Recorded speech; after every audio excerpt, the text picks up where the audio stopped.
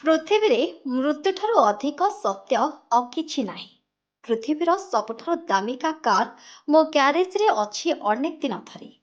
କିନ୍ତୁ ମୋତେ ଗୋଟିଏ ହୁଇଲ୍ ଚୌକିରେ ବସିବାକୁ ଦିଆଯାଇଛି। ମୋ ପାଖରେ ସବୁ ମୂଲ୍ୟବାନ ବିଳାସପୂର୍ଣ୍ଣ ବସ୍ତୁ, ଯାହାକି ଲୁଗା, ଜୋତା, ବ୍ୟବହାର୍ଯ୍ୟ ସୌଖିନୀ ବସ୍ତୁ ଅଛି। ମୁଁ ଏବେ ପ୍ରଦତ୍ତ ଗୋଟିଏ ଛୋଟ ଗାଉନ ପିନ୍ଧି ମେଡିକାଲରେ ଅଛି।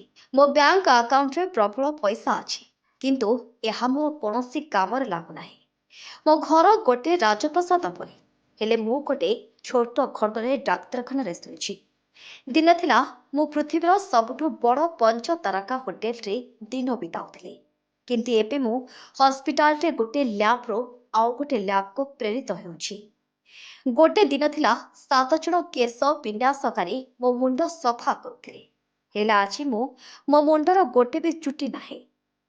ମୁଁ ଗୋଟେ ସମୟରେ ବଡ଼ ପଞ୍ଚତାରକା ହୋଟେଲରେ ଖାଉଥିଲି, କିନ୍ତୁ ଆଜି ମୋର ଦିନ ସାରାର ଖାଦ୍ୟ 2ଟି ବଟିକା ଓ ରାତିରେ ଟିକେ ଲୁଣକୁ ନେଇ ସୀମିତ ହୋଇଯାଇଛି। ମୁଁ ସମଗ୍ର ପୃଥିବୀର ବିଭିନ୍ନ ଜାଗାକୁ ଉଡ଼ାଜାହାଜରେ ବୁଲୁଥିଲି, କିନ୍ତୁ 2 ଜଣ ଲୋକ ମୋତେ ହସ୍ପିଟାଲ କରିଡରରେ ଚାଲିବାକୁ ସାହାଯ୍ୟ କରୁଛନ୍ତି। ମୁଁ କେଉଁଥିରେ ଆଉ ଆରାମ ପାଉନାହିଁ। କିଛି ଭଲ ମଣିଷଙ୍କ ଭଲ ପାଇବା, ଆଶୀର୍ବାଦ ଓ ପ୍ରାର୍ଥନା ମୋତେ ବଞ୍ଚାଇ ରଖିଛି। ଏହା ହିଁ ଜୀବନ। ଆପଣ ଯେତେ ଧନ୍ୟ ହୁଅନ୍ତୁ, ତାର କିଛି ମାନ ନାହିଁ। ଆପଣ ଶେଷକୁ ଖାଲି ହାତରେ ହିଁ ଯିବାଟା ଥୟ। ଦୟାଳୁ ହୁଅନ୍ତୁ, ଅନ୍ୟକୁ ସାହାଯ୍ୟ କରନ୍ତୁ। ଧନୀ ଓ ପ୍ରଭାବଶାଳୀ ଲୋକଙ୍କୁ ଆଦୌ ଗୁରୁତ୍ୱ ଦିଅନ୍ତୁ ନାହିଁ।